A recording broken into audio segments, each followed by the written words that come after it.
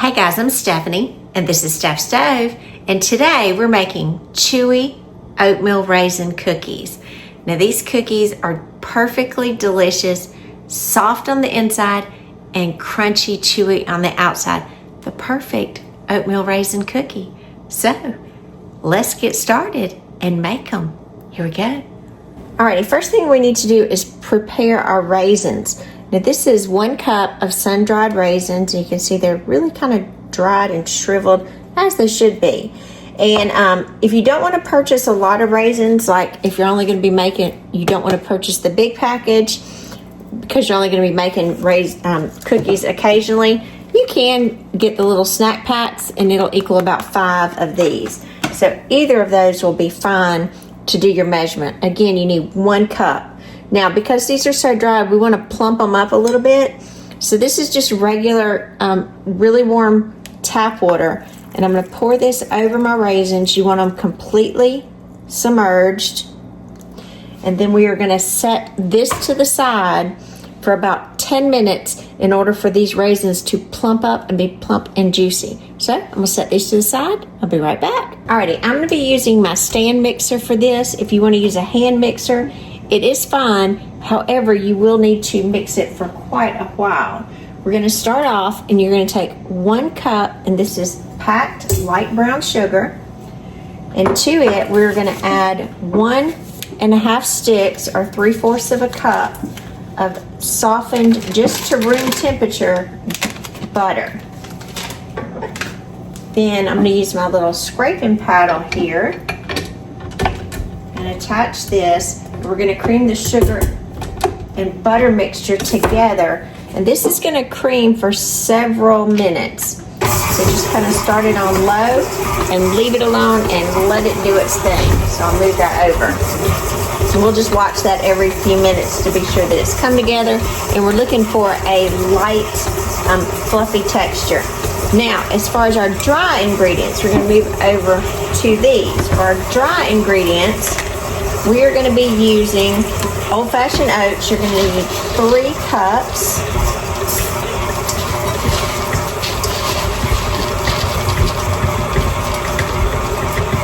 2,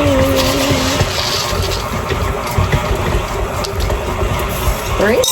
All right, so 3 cups old-fashioned oats. Mix that together. We're going to need to add to it some all-purpose flour. And for this, mine is white lily flour, so it's nice and light. So 3/4 of a cup of all-purpose flour, and I'm just going to take one little spurtle here and just kind of blend my flour and my oatmeal together to be sure that these are nicely combined before I start adding the rest of my ingredients to it. And I don't know about you, but I love me some oatmeal raisin cookies, especially if they're soft, chewy, just something about them. It's just a good cookie. And it kind of makes you feel like they're healthy cookies as well. Perfect in the morning. I like to have them in the morning as a snack. I love some oatmeal raisin cookies. All right, got that mixed together really nicely. And so we are going to add to this, I've got 1/2 teaspoon of baking soda, 1/2 teaspoon of fine sea salt, 1/2 teaspoon of cinnamon, and 1/8 teaspoon of nutmeg. I'm going to add those and blend this together.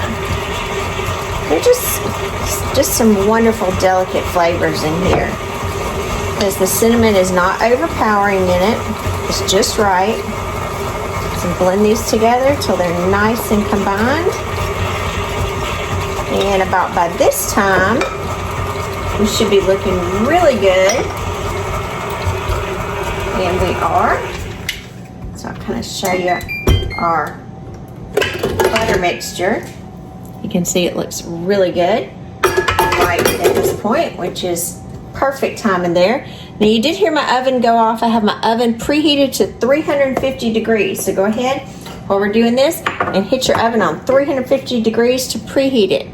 Now that our sugar and butters combine nicely, we're going to add 1 large egg. And again, always crack them separately.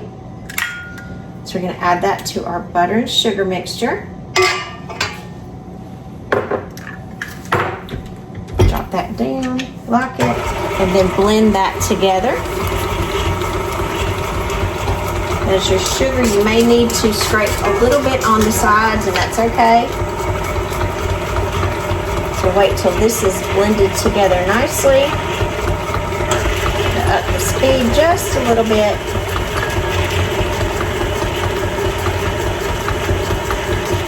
You're just blending until you do not see any more of the egg components. All right, I'm gonna stop, pull it up, scrape down my sides.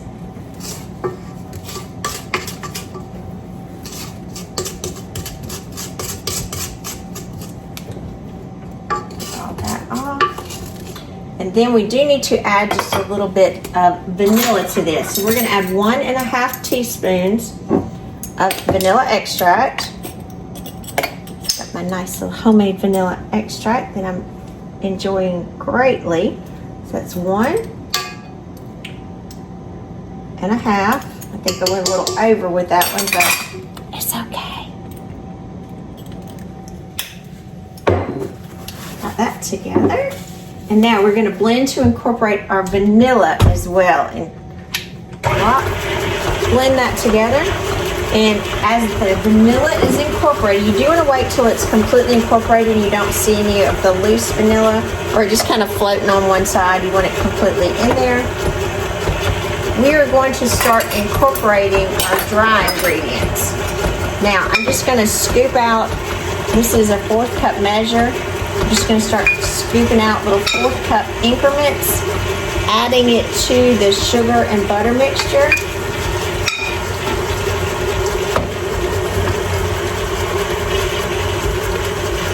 Get my little shoot on here. Get a lot easier.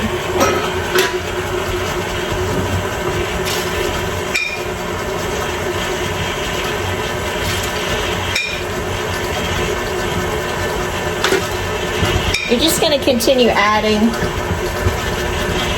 the next little scoop when you see the first scoop is combined. That last one in there.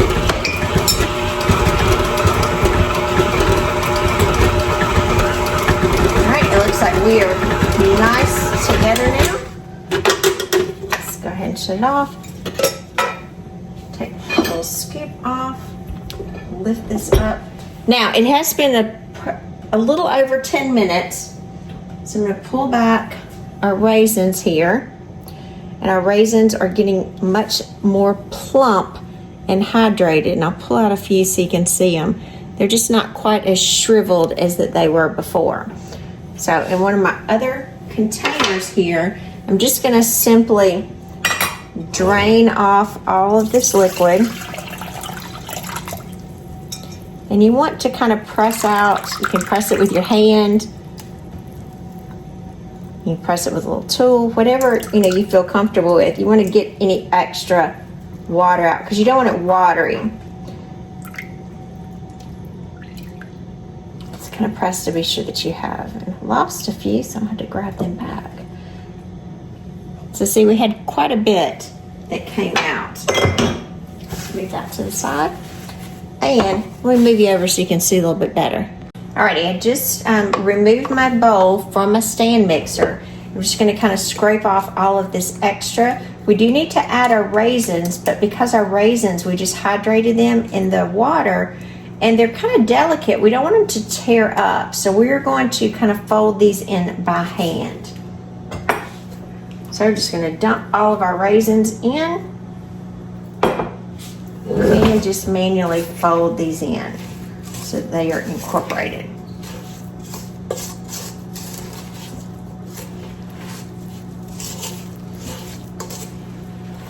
Just kind of turn, press, turn and press. We just want it in all of the batter, just so we don't have tons of raisins at the bottom. In the middle, we want them nicely incorporated.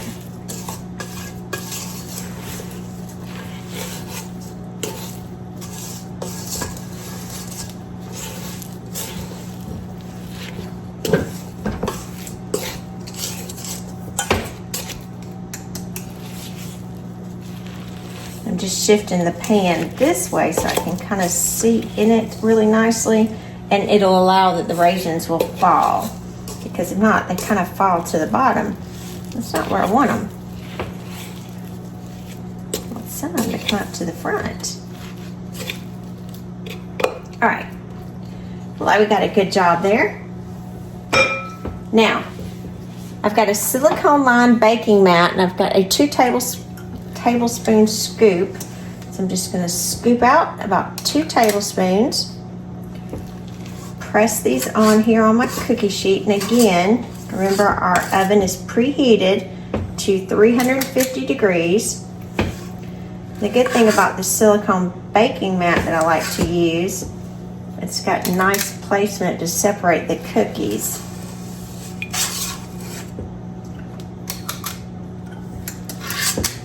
And you want these about 1 inch or 2 inches apart as well on your cookie sheet. So don't put them too close together, because you do want a little bit of room. And if you don't get the scoops perfect, don't worry about it, because we're gonna fix those in just a minute too. No worries. Now that we have our first batch of cookies, we're gonna do this in 2 batches. And I would suggest you doing it that way, not necessarily doing 2 cookies, two cookie sheets at a time. But what I'm gonna do, I'm gonna take my hand, and I'm just gonna dip it in a little bit of water, and I want you to press these down, and we want these to, they're about, I'd say about 1/2 inch of thickness. So like I said, it doesn't really matter when you're first doing them if you don't get them exact mounded up, because that will be fixed. Put that raisin right there on the top, because I think those are pretty. So I'm going to go around and mash these and get these all to about the perfect size, and then we'll be right back. All right, now that I have these all mashed down, you do want to kind of come around and look. See, like this one has a lot of raisins in here, so I'm going to kind of take one off the top, and I'm going to be sure the tops of each of the cookies has a raisin or 2. So again, if you have one that just happened to end up with a lot of raisins on the top and another one didn't, you might want to just kind of go around and even those out, just because it looks nice and it's kind of just a little bit more even there. All right, we've got them all about a uniform shape and size. So I'm going to put these in the oven. Again, it's preheated to 350 degrees. These are going to bake for about 10 to 15 minutes. And what I'm looking for is the outside edge to be nice and golden. But remember, the centers will still be soft. So let me stick these in the oven.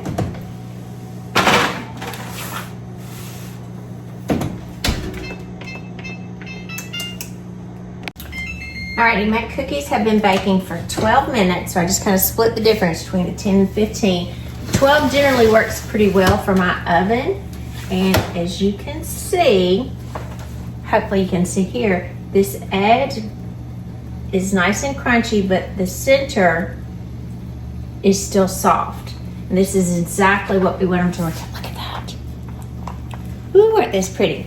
So we're gonna transfer these to a cooling rack. I just have them a wire cooling rack, and then I'm going to set my timer for 10 more minutes. These are going to need to cool on the cooling rack here for exactly 10 minutes, and then we'll need to transfer them off of the baking sheet onto another cooling rack for them to completely cool. So 10 minutes, we're going to transfer them off. Alrighty, my cookies have been cooling for 10 additional minutes. And the pan is cool enough that I can touch it and move it to the side. And I'm just gonna come in, give a twist. Good thing about the silicone, and they will come up beautifully. Now they're still a little warm, so I do need to transfer them back to the wire cooling rack for these to cool completely until we take a taste. So I'm gonna transfer all of these over to the cooling rack. Let these cool completely. We'll be right back to give them a taste. I'm Stephanie, and this has been Steph's Stove. For today, we made these amazing oatmeal raisin cookies.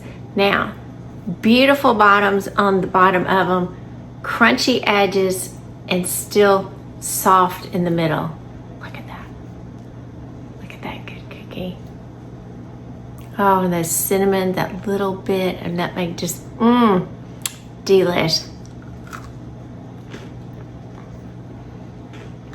The perfect oatmeal raisin cookie. Look at that. You can't get much better. Other than if you had a cup of coffee to go with it, which always makes cookies better. So remember, give us a thumbs up. Click that subscribe button for more great content like this. Steph, Stay, we're making memories. One dish at a time. Thanks for watching, guys, and I hope you have a wonderful evening. Remember, as you do this recipe, you should end up with about 2 dozen, maybe just a couple of extra, about 2 dozen cookies. Make sure that they cool nicely on the cooling rack in the pan for 10 minutes, and then transfer them to the cooling rack outside of the pan and let them completely cool before you enjoy them. Store them in an airtight container and enjoy. Bye.